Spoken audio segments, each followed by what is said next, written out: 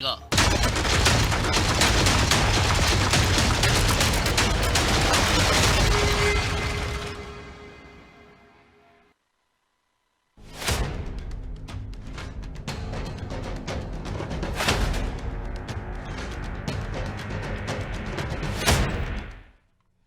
नमस्कार, बहुत बहुत स्वागत आपका अनादि टीवी पर। मैं हूं आपके साथ पारुल। आज चर्चा करेंगे सिंघम बनी यूपी पुलिस। जी हां, योगी राज में उत्तर प्रदेश में पुलिस ने ताबड़तोड़ कार्रवाइयां की हैं। कई माफियाओं का एनकाउंटर हुआ, कई माफियाओं का साम्राज्य ध्वस्त कर दिया गया। अवैध काम करने वालों पर पुलिस ने बड़ी और लगातार छापेमारी की, बुलडोजर चलाए गए हैं। अपराधियों को अंजाम तक पहुंचाने के लिए उत्तर प्रदेश की पुलिस दिन रात एक कर रही है, जिसे देखते हुए सीएम योगी का कहना है कि पुलिस की सक्रियता के कारण अपराध के आंकड़ों में कमी आई है।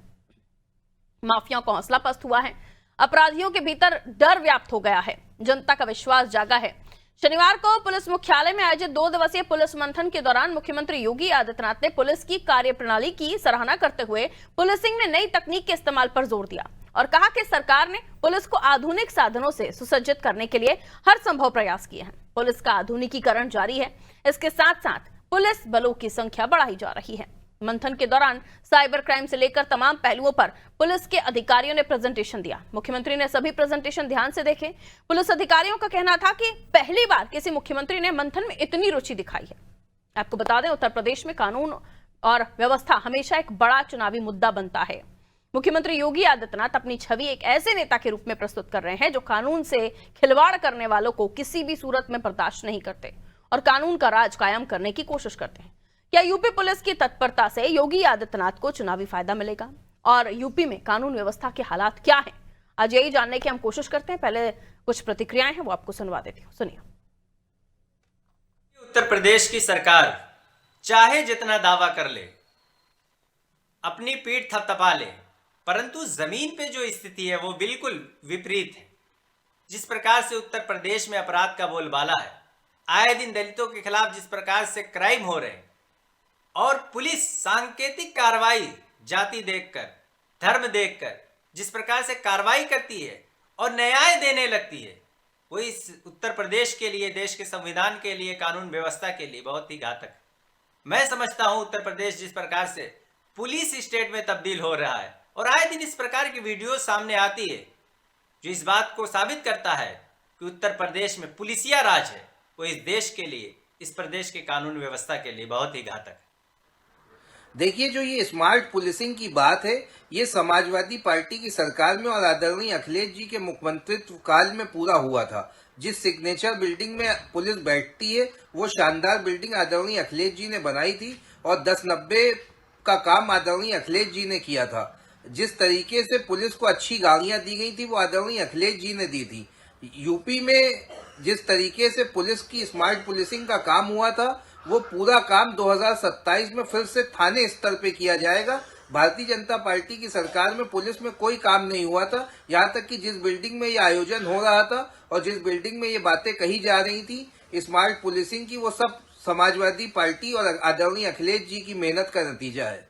देखिए, स्मार्ट पुलिसिंग तो आज समय की मांग है और इस मांग के आधार पर उत्तर प्रदेश में पूज्य योगी आदित्यनाथ जी के नेतृत्व में एक अनूठा स्थान प्राप्त किया है। न सिर्फ देश में बल्कि पूरे विश्व में 25 करोड़ से अधिक आबादी का उत्तर प्रदेश, जहां परंपरागत एक्टिव पुलिसिंग होती थी, उसको अब बदल करके मॉडर्नाइज प्रोएक्टिव पुलिसिंग की तरफ उत्तर प्रदेश बढ़ निकला है, जहां पर अपराध होने से पूर्व ही उसकी पहचान कर लेना और उसका प्रिवेंशन कर लेना, उसकी रोकथाम कर लेना, ये अपने आप में बहुत बड़ी उपलब्धि है।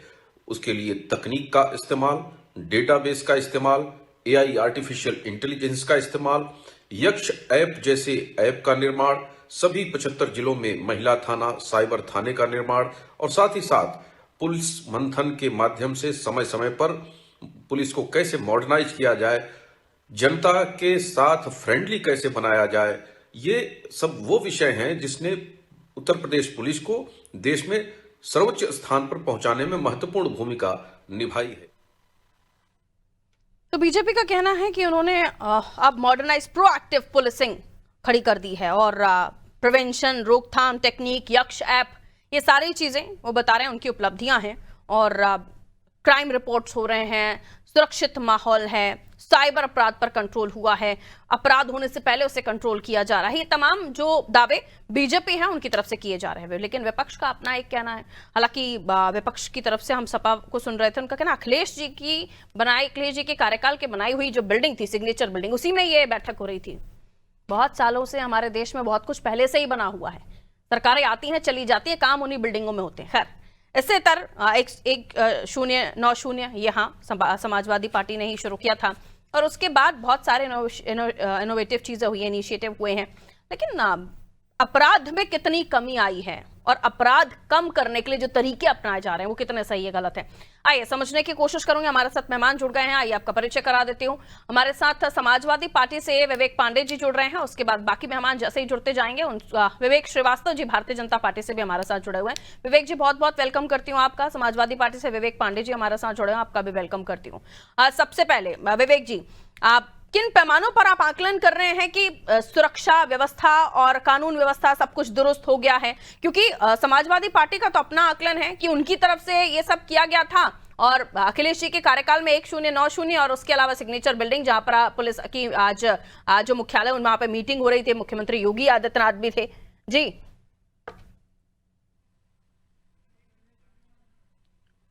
विवेक श्रीवास्तव जी, श्रीवास्तव जी आवाज मिल रही है आपको मेरी? हाँ जी बताएं सर। पारुल जी, बिल्डिंगों से और 1090 से और 100 नंबर से अगर पुलिसिंग दुरुस्त हो जाती तो अखिलेश जी सत्ता से जाते नहीं। पुलिसिंग दुरुस्त होती है सरकार की इच्छा शक्ति से, जो इच्छा शक्ति योगी आदित्यनाथ जी में है और जिस इच्छा शक्ति का उन्होंने बराबर परिचय दिया है। जिस तरह से संगठित अपराधी गिरोहों की कमर तोड़ी गई, ये वही अपराधी गिरोह थे जो कभी मुख्यमंत्रियों की गोद में बैठ के खेलते थे। इसमें से किसी के कुत्ते से तत्कालीन मुख्यमंत्री हाथ मिलाते थे। बार बार नाम लेना ठीक नहीं है, वो हमारे बीच में नहीं है। तो कहने का अर्थ यह है कि पुलिसिंग दुरुस्त होती है सरकार की इच्छा शक्ति से। यही पुलिस थे, यही जवान थे, सब कुछ यही थे, लेकिन इसी पुलिस को एक समय तत्कालीन सरकारों ने बृहनला बना दिया था और आज यही पुलिस है जो अपराधियों का दमन कर रही है। और दमन ही नहीं कर रही है, आज इसमें हम चुनौती के साथ कहते हैं कि किसी बहन बेटी को कोई सौदा कोई भी छेड़ करके देख ले, 24 से 48 घंटे बीतते बीतते वो अपने पैरों पे चलने लायक नहीं बचेगा। योगी आदित्यनाथ जी का हर बहन बेटी को ये आश्वासन है, ये दावा है। लेकिन उसके बावजूद भी एनसीआरबी के रिकॉर्ड में तो सबसे ज्यादा महिला अपराध यही रिकॉर्ड हो रहे हैं ना सर? नहीं, बिल्कुल आपकी बात एकदम सही है। हाँ, पहले महिलाओं से जुड़े मुकदमे, डोमेस्टिक वायलेंस के मुकदमे लिखे नहीं जाते थे। आज सबसे ज्यादा मुकदमे लिखे जा रहे हैं और सबसे ज्यादा महिला अपराधों में ही कन्विक्शन है। उत्तर प्रदेश नंबर 1 है महिलाओं के प्रति अपराधियों को सजा सुनाने में। कन्विक्शन रेट भी देखिए। और जो अभी बता रहे थे हमारे कांग्रेस के प्रवक्ता, ये बोल रहे थे पहले दलितों के मुकदमे लिखे जाते थे क्या थानों में।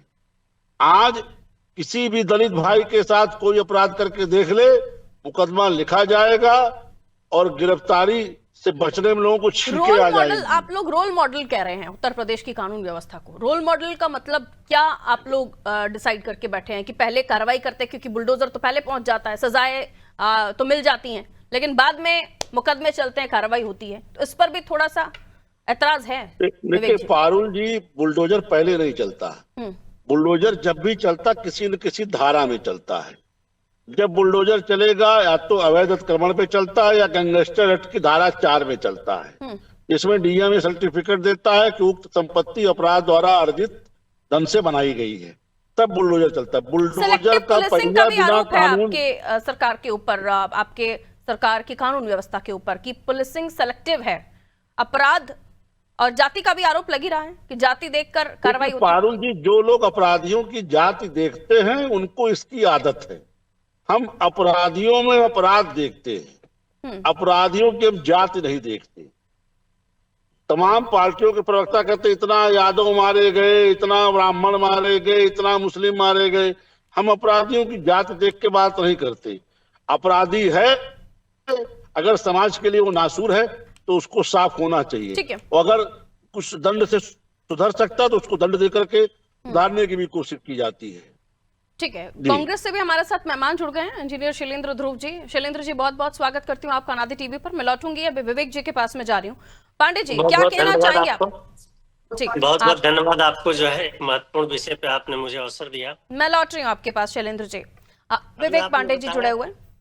विवेक पांडे जी, आप क्या कहना चाहेंगे? उनका साफ तौर पर कहना है कि जो लोग ये सब करते थे वो आरोप लगा रहे हैं। जी, देश में इस समय हमारे उत्तर प्रदेश में एक नंबर पे पुलिस प्रशासन है, इनकाउंटर स्पेशलिस्ट के रूप में एक नंबर पे है, समझ रहे हैं। और एफआईआर जो है खास करके दलित वर्ग के लिए किसी भी पुलिस के थाने का आप सर्वे मंगा लीजिए, बिना किसी पैसे के, बिना किसी पॉलिटिकल प्रेशर के न्याय संगत एफआईआर किसी थाने में नहीं हो रहा है। मैं पूरे दावे के साथ कह रहा हूँ। अभी इन्हीं के माननीय योगी जी के ही अभी जो दरोगा से जो है ज्वाइनिंग थी, एडिशनल जो है शुक्ला जी, शशिकांत शुक्ला ने जो है 200 करोड़ रुपए की जो है 200 करोड़ रुपए ऑन रिकॉर्ड पकड़े गए हैं। किस लिए? कि माननीय मुख्यमंत्री योगी आदित्यनाथ के बहुत प्रिय थे। उनका शौक था कि योगी जी के उनके ऊपर सर पे हाथ था, वो जिसको चाहते थे इनकाउंटर कर देते थे, भले वो लीगल रूप से सही है कि नहीं है इसकी कोई तथ्यात्मक जांच नहीं होती थी। ये अभी जांच हुई है, सीबीआई जांच में ये सारी बातें आई है। तो इनका क्या है कि एक जाति वर्ग के लोगों को टारगेट करके, हिंदू मुस्लिम के राजनीति करके अपनी दुकान चलाना है और उसमें माननीय मुख्यमंत्री जी को बयान देना है। बीजेपी के प्रवक्ता की बात शुरू होती है हिंदू और मुस्लिम से, डिबेट शुरू होता है हिंदू मुस्लिम से, न्याय भी उसी तरीके से मिलता है। नहीं, अभी ऐसा नहीं वर्ग हुआ। और विशेष के हिसाब से अभी जो बाइट आई थी, उस बाइट के बिहाफ पर उन्होंने आरोप लगाया। क्या हुआ है अभी कोडिन सिरप पे जो है क्या न्याय मिला है? सारे सजाती लोग हैं, एक भी लोगों का घर बुलडोजर से नहीं गिराया गया है, क्योंकि माननीय मुख्यमंत्री जी के वो सारे सजाती लोग हैं। ये कहने की बातें और पेपर वर्क पे कहने के लिए तो बहुत कुछ कहते हैं, भाषण तो अच्छा देती है बीजेपी, लेकिन धरातल पे ऑन रिकॉर्ड सबसे बुरी स्थिति जो है इस समय सरकार की है। एफआईआर दर्ज नहीं होंगे तो दिखेगा कहाँ से? जब एफआईआर दर्ज होगा तब तो डाटा में आएगा। लगातार हत्याएं हो रही है पूर्वांचल के खेमे में, आप देख लीजिए कितनी लगातार हत्याएं हो रही है। सही तरीके से एफआईआर दर्ज नहीं होती है, लीगल रूप से जिसको कार्रवाई होनी चाहिए वो होती ही नहीं है, गलत लोगों को ठीक है सर, लौट रही हूँ वापस आपके पास, लौट रही हूँ। पांडे जी, सुन पा रहे हैं आप मुझे? बैठते हैं, अपनी बात रख देते हैं। Okay Shailendra ji, coming back to you. रुक जाइए। पांडे जी, ये कह रहे हैं कि 2017 के बाद 1.5 लाख से ज्यादा, माफ कीजिए, 1.5 लाख से ज्यादा पुलिसकर्मियों की भर्ती हुई है, महिला पुलिसों की संख्या में बढ़ोतरी हुई है, आधुनिक training module, soft skill, cyber crime, forensic पर फोकस, आईपीसी पीसीएस अफसरों को परफॉर्म बेस्ड अप्रेजल, ये तमाम चीजें हैं जिनको वो गिनाते हैं। और उसके बाद वो कहते हैं कि अब कंप्लेंट्स होती हैं, इसलिए वो कंप्लेंट रजिस्टर हैं। और उसके अलावा भी वो कह रहे हैं कि जो क्राइम जो रिपोर्ट्स लिखने के बाद कार्रवाई होने की जो रेटिंग्स है वो भी अव्वल है। जी नहीं, देखिए, आपने बहुत ही जो बर्निंग इशू को आज रेज करने का काम किया, इसके लिए आपको पहले तो बहुत बहुत धन्यवाद। यूपी पुलिस की बात अगर की जाए रिफॉर्मेशन की, तो ये बड़े आश्चर्य की बात है कि इसी ऑफिस में बैठ करके कार्यकारी बल के रिफॉर्म की चिंता कर रहे हैं अधिकारियों के साथ मुख्यमंत्री जी। जो चर्चा बेसिकली कार्यकारी बल के बीच में होनी चाहिए थी, कार्यकारी बल के साथ होनी चाहिए थी, वो चर्चा उन्हीं अधिकारियों के साथ हो रही है जो हमेशा कागजों पे यूपी पुलिस की पुलिसिंग को गुलाबी दिखाते हैं, और जमीन की जो हकीकत है वो कहीं ना कहीं मुझे लगता है एनसीआरबी के आंकड़ों में कुछ और दिखाई देती है। सबसे बड़ी बात आपको समझना पड़ेगा कि अभी हमारे भाजपा के बड़े भाई ने एक बहुत अच्छी बात कही कि सरकार की इच्छा शक्ति है, इस वजह से पुलिसिंग अच्छी है। मेरा मानना है, समाजवादी पार्टी का मानना है कि पुलिस का खुफिया तंत्र मजबूत होता है और कार्यकारी बल का जब मानसिक स्वास्थ्य अच्छा होता है तब पुलिसिंग अच्छी होती है।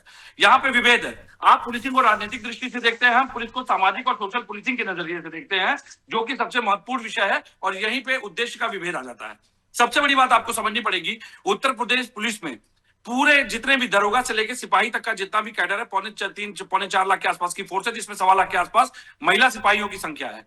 सबसे बड़ी बात है, अगर औसतन इसमें मैं 14 से 25% का भी एक अनुपात लगाता हूं, तो मुझे लगता है कि ट्रांसफर पोस्टिंग को लेकर के, जैसे कई सिपाही हैं जिनकी की शादियों के बाद उनकी धर्मपत्नी जो है दूसरे विभाग में है, तो उनकी पोस्टिंग कहीं है, सिपाहियों की पोस्टिंग कहीं है, दरोगाओं की स्थिति यही है। तो सबसे पहले तो उत्तर प्रदेश पुलिसिंग को ट्रांसफर पोस्टिंग की पॉलिसी में ये नियत करना चाहिए कि जहां पे दोनों में किसी एक का भी ट्रांसफर होगा, या जहां पे दोनों किसी एक का भी वो ड्यूटी जहां लगेगी, वहां दोनों ड्यूटी कर सकते हैं, ताकि कम से कम परिवार पहले तो ये संपन्न रूप से संचालित कर सके। दूसरी बात पे आऊंगा, पुलिसिंग की सबसे बड़ी प्रॉब्लम देखिए उत्तर प्रदेश की क्यों है। उत्तर प्रदेश पुलिस में जो बॉर्डर स्कीम लगी हुई है उत्तर प्रदेश पुलिस की, वो कहीं ना कहीं पुलिसिंग की खुफिया प्रणाली से लेकर पुलिसिंग के बेसिक मैनेजमेंट को ध्वस्त करती है। कैसे, मैं उस पर आऊंगा।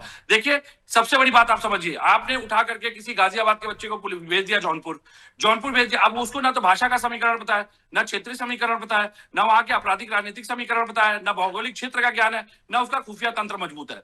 और आप उससे पहले दिन से अपेक्षा करते हैं कि उत्कृष्ट प्रदर्शन वो ड्यूटी ज्वाइन करते ही करे। तो वो कैसे उत्कृष्ट प्रदर्शन करेगा जब उसको वहां की भौगोलिक परिस्थितियों का ज्ञान नहीं है। तो यहाँ पे परिवार से दूर रहने के कारण अधिकतर मैं चुनौती देता हूं कि आप रैंडम किसी पुलिस थाने का करा लीजिए, 75 जिले में मेडिकल शिविर लगवा करके जांच करवा लीजिए। 75% लगभग हर थाने के पुलिसकर्मी अवसाद, मानसिक उत्पीड़न के शिकार, और सबसे बड़ी बात है कि वो कहीं ना कहीं अपनी ड्यूटी को लेकर के घोर लापरवाह साबित हो रहे हैं। उसका कारण है बॉर्डर स्कीम, जिसको कि हटाना तत्काल आवश्यक है। उससे बड़ी बात पे आएंगे, पुलिसिंग का फंड आता है। जब योगी जी सरकार में आए थे, उस समय मुझे आज भी याद है, ओपी सिंह जी पूर्व डीजीपी थे, मैंने भी एक आईजीआरएस की थी। 600-650 करोड़ रुपए बैरक, आवासीय अनावासीय भवनों के निर्माण के लिए पुलिसिंग के लिए दिए गए थे। लेकिन उसके बाद जो दृश्य आया बारिश में, बैरक डूबे हुए, बैरकें गिरी, कई जगह पे करंट की वजह से लोगों की डेथ हुई, इस तरह की जब बातें सामने आती है, और प्रतिवर्ष 15 से 20-22 पुलिसकर्मी आत्महत्या कर रहे हैं, क्यों? कहीं ना कहीं पुलिसिंग के बेसिक मैनेजमेंट में कमी है। ये जो पुलिसिंग दिखाते हैं कागजों पे एसी ऑफिस में बैठ करके, पुलिसिंग इससे नहीं संचालित होगी। आपको इस बात को समझना पड़ेगा कि उत्तर प्रदेश पुलिस में यही योगी आदित्यनाथ जी थे जिन्होंने 3 मेजर भत्तों की घोषणा पुलिस स्मृति दिवस पे की। कौन कौन सी? इन्होंने वर्दी भत्ता, सिम भत्ता, बाई भत्ता घोषित किया। वर्दी भत्ते को 3000 से बढ़ा करके 5000 रुपए की घोषणा की गई थी। सिम भत्ता 2000 रुपए सालाना, और मोटरसाइकिल भत्ता 500 रुपए प्रतिमाह, जो कि कई जिलों में आज तक लागू नहीं हुआ। तो मुझे लगता है कि पुलिसिंग और बेसिक पुलिसिंग के मैनेजमेंट का जब ज्ञान ना हो, तो पुलिसिंग पे बैठ करके राजनीतिक चर्चाओं से बचना चाहिए, क्योंकि पुलिस किसी राजनीतिक दल की इकाई नहीं है। कि ये सभी जगह पर हैं, जैसे कि आपने परिवार की बात की। अब जरूरी थोड़ी ना है कि हर जितने भी पुलिसकर्मी, 4.25 लाख अगर पुलिसकर्मी ये काम कर रहे हैं, तो सबकी जो वाइफ है वो पुलिस में होंगी, या सबकी वाइफ किसी और शहर में काम कर रही है। अगर ऐसा है भी, और अगर ऐसा है भी, 14 से 25%, 22% के आसपास का है। अगर ऐसा है भी, तो ये बहुत बड़ा कोई काम नहीं है सर। कई बार ऐसे प्राइवेट सेक्टर्स में भी लोग बैठे हैं जिन्हें अपनी नौकरी के लिए बाहर जाना पड़ता है। इसमें कोई बड़ी बात नहीं है, जायज बात। दूसरी चीज जो आप कह रहे हैं कि पुलिसिंग पर आपका बहुत अच्छा, आपने अपनी बात रखी, लेकिन जिस पुलिस के बारे में आप बात कर रहे हैं वही पुलिस, अगर आप ही की बात मैं मान लूं, उतनी सब चीजों के होने के बावजूद भी अगर वो रिजल्ट इतने अच्छे दे रही है कि माफिया राज का खात्मा हो रहा है, ऐसे नाम जो अब है नहीं, या तो कहीं और बैठे हुए हैं, सलाखों के पीछे बैठे हुए हैं, वो काम भी हो रहे हैं। बुलडोजर कार्रवाई हो रही है, उस पर हमेशा से चर्चाएं रही हैं, आज भी चर्चा है, गलत सही वाली डिबेट्स होती रही हैं। लेकिन अगर इस जो सिनेरियो बदला है उत्तर प्रदेश में, उसे आप बिल्कुल ही नकार रहे हैं, तो ये समझ से परे है। विवेक पांडे जी, मैं बिल्कुल नकार नहीं रहा हूं। मैंने सिर्फ ये कहा कि जिस दृष्टिकोण और जिस क्षेत्र में काम होना चाहिए, बेसिक पुलिसिंग के जिस परिप्रेक्ष्य में काम होना चाहिए, जिस सेक्टर में काम होना चाहिए, जिस इकाई पे काम होना चाहिए, वहां काम नहीं हो रहा है।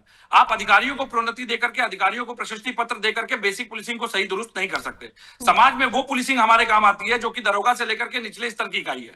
लेकिन आप अगर आईपीएस की बात करते हैं, अगर आपको लगता है कि केवल आईपीएस को शील्ड देने से, प्रशस्ति पत्र देने से पुलिसिंग बेहतर हो जाएगी, तो मुझे लगता है कि अभी दृष्टिकोण की कमी है। और ये कहीं ना कहीं ये बात भी समझनी पड़ेगी, जो आपने बहुत अच्छी बात कही कि एनसीआरबी के आंकड़े जो बताते हैं और जो कोर्टों में स्थिति है, जरा एक बार कैमरा लेके चलिए, हम लोग लाइव डिबेट करेंगे वहां पे, और देखिए कि स्थिति क्या है। किसी रैंडम 10 थाने का वो करवा लीजिए, सर्वे करवा लीजिए, देखिए कि पुलिसकर्मी क्या कहते हैं। मैंने इसीलिए कहा, देखिए राज्य सरकार की जिम्मेदारी है आदर्श परिवार को स्थापना करना।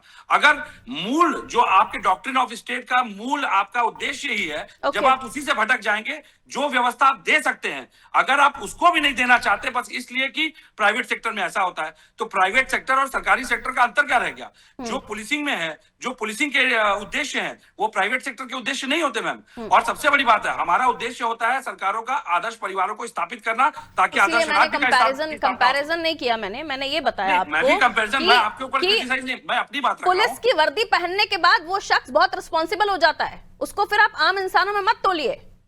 मैं बिल्कुल नहीं, उसके कर्तव्य हो जाते हैं, उसकी ड्यूटी हो जाती है, और फिर वो पुलिस अफसर कहलाता है। तो मुझे लगता है थोड़ा सा कंपैरिजन गलत हो रहा है यहाँ पर। कभी हम इस पे चर्चा करते हैं कि पुलिस विभाग में और सेना में या खुफिया या जो हमारे रक्षा विभाग के लोग हैं आत्महत्या क्यों कर रहे हैं? उस आत्महत्या के पीछे के कारण का भी हमने जाना। पुलिसिंग में बहुत बड़ा फैक्टर होता है मनोविज्ञान, और जब मनोविज्ञान से इसीलिए मैंने इस बात को रखा था कि जब पुलिसिंग में आप मानसिक रूप से स्वस्थ नहीं है, आप पुलिसिंग को कैसे सही तरीके से संचालित करेंगे? डिपार्टमेंट में साइकोलॉजिस्ट, साइकाइट्रिस्ट बिठा दीजिए विवेक पांडे जी। पुलिस वालों की तबीयत, मानसिक तबीयत ठीक नहीं है, विवेक पांडे जी का कहना है। Srivastava, okay sir, okay, coming back to you. कहिए पांडे जी। उनके भत्ते उनको नहीं मिल रहे हैं जो आप देते हैं, उसके अलावा उनके जो स्वास्थ्य की स्थिति है वो ठीक नहीं है, मेंटल पीस की जरूरत है उनको, वो नहीं मिल रहा है, बहुत सारी परेशानियां पुलिस वालों के साथ, लेकिन उसके बाद भी आप दावा कर रहे हैं कि आपकी पुलिस अच्छा काम कर रही है। पांडे जी, श्रीवास्तव जी। जी पारुल जी, ये आरोप लगाने के आरोप लगाते हैं, ये चाहते हैं कि बॉर्डर पुलिसिंग तो पूछ रहे पुलिस वाले आत्महत्या क्यों कर रहे हैं? मैं बता रहा हूँ। पहली बात, इन्होंने आत्महत्या के फर्जी आंकड़े रखे, ये आंकड़े इनके सत्य नहीं जो ये बता रहे हैं। और रही बात आत्महत्या, व्यक्तिगत तमाम समस्याएं लोगों के पास होती हैं, ये कहना कि पुलिस वाले आत्महत्या कर ले, ये ठीक बात नहीं है। आत्महत्या कोई भी अपने जीवन से निराश होकर के कहीं कर सकता है जिसका आत्मबल कमजोर पड़ जाएगा। और रही बात पुलिस की, तो पुलिस के पास बराबर उनको इस तरह का कह लीजिए कि मनोवैज्ञानिक उनका मनोबल ऊंचा रहे, इसके लिए सरकार हमेशा प्रयत्नशील रहती है। और रही ये बात कर रहे हैं, अभी बहराइच में एक संत गए थे पुलिस वालों का मार्गदर्शन करने के लिए, तो उसमें भी इनको पीड़ा हो गई। तो जब कभी पुलिस वालों का मार्गदर्शन करने के लिए, उनका मोरल हाई करने के लिए कोई प्रयास कोई अधिकारी अपने सेवा में करता, तो उससे भी पीड़ित हो जाते हो। आज यहाँ कह रहे हैं कि पुलिस वालों का मोरल ऊपर करना चाहिए। हमने पुलिस का मनोबल बढ़ाया है, और उस मनोबल बढ़ाने का परिणाम है कि पुलिस अच्छा आउटपुट दे रही है। अपराधी चुन चुन करके उत्तर प्रदेश से खत्म किए जा रहे हैं। ये चाहते हैं कि पुलिस वाले अपने जिले में तैनात रहें। ये बॉर्डर पुलिसिंग बार बार ये हर जगह कहते हैं, हम इनको कई बार उसको बता चुके हैं कि वो हम सिरे से खारिज करते हैं। हम पुलिस वालों को कभी भी उनके जिले में नहीं रखते। अधिकारियों को क्यों रखते हैं? अधिकारियों को क्यों रखते हैं? अधिकारियों को क्यों रखा जाता है?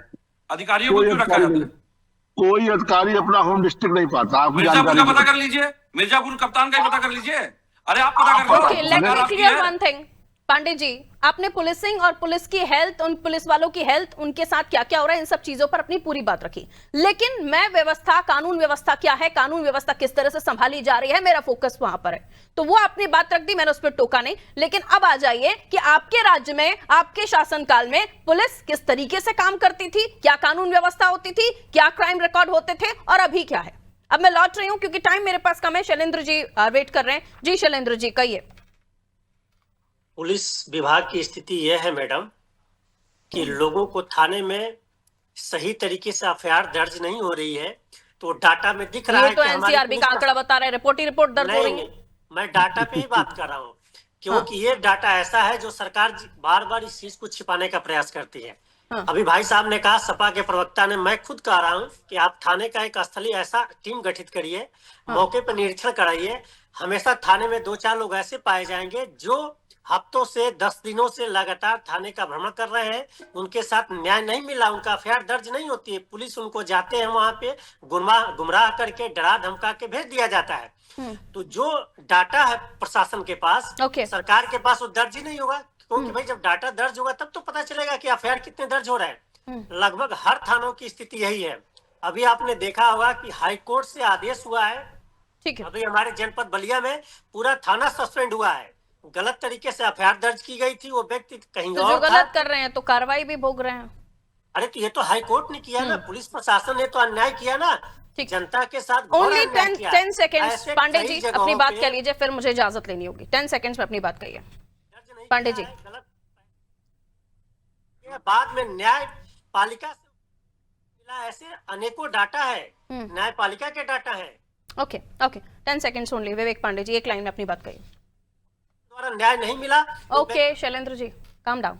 पालिका से उसको न्याय पांडे जी मिला। बोलिए, वरना मैं थैंक यू बोल दूंगी आपको। देखिए अभी हमारे भाई ने सीधे सीधे आत्महत्याओं के आंकड़े को नकार दिया, या तो आंकड़े ये लेकर के आते हैं, जब इनके पास आंकड़े नहीं तो मेरे आंकड़ों को झुटला नहीं सकते, पहली बात। और दिसंबर के 4 उदाहरण ऐसे दे दूंगा जिसमें यूपी पुलिस के जवानों ने आत्महत्या की है सिर्फ और सिर्फ ट्रांसफर पोस्टिंग को लेकर। यूपी पुलिस की इनका जवाब दे दिया मैंने, डिबेट कर लेंगे इनका सर। जवाब दे दिया मैंने। दूसरी बात, उनकी कानून law and order, law and order आपके शासनकाल में अतीक अंसारी फैमिली, मुख्तार, ये सारी चीजें थी, उसको क्यों नहीं मानते हैं आप लोग? सेलेक्टिव अधिकारियों को जब आप चूज करके पुलिस की अच्छी भर्ती पोस्टिंग पे रखेंगे, हुई है, क्यों नहीं मानते हैं आप लोग?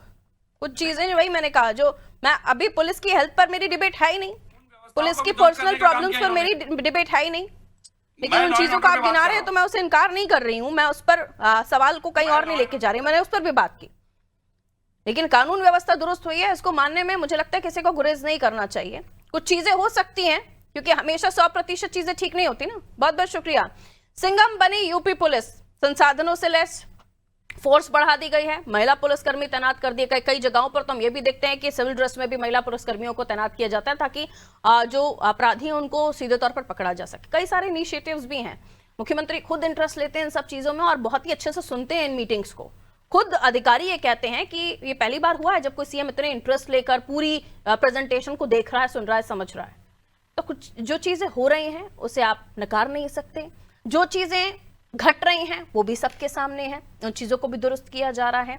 लेकिन अगर कहीं कमी पेशी है तो उस पर सरकार को ध्यान देने की जरूरत है। जैसे कि बहुत सारी वजहें, कारण गिनाए भी जा रहे थे, कांग्रेस ने भी गिनाए, सपा ने भी गिनाए, जिनको ध्यान देना जरूरी है। अगर कंप्लेंट्स नहीं हो रही है तो कंप्लेन होनी चाहिए। कौन वो अधिकारी हैं जो सरकार की मंशा के खिलाफ काम कर रहे हैं, उन्हें भी बाहर का रास्ता दिखाना चाहिए ताकि लॉ एंड ऑर्डर की जो स्थिति है वो दुरुस्त हो। उत्तर प्रदेश में ये जो मैटर है कानून व्यवस्था का, ये सबसे बड़ा मुद्दा रहा है राजनीति में भी, जिसे अब दुरुस्त उत्तर प्रदेश की योगी सरकार कर रही है, क्योंकि उन्होंने आते ही साथ इस मामले में ही मोर्चा संभाला था। दीजिए इजाजत, नमस्ते।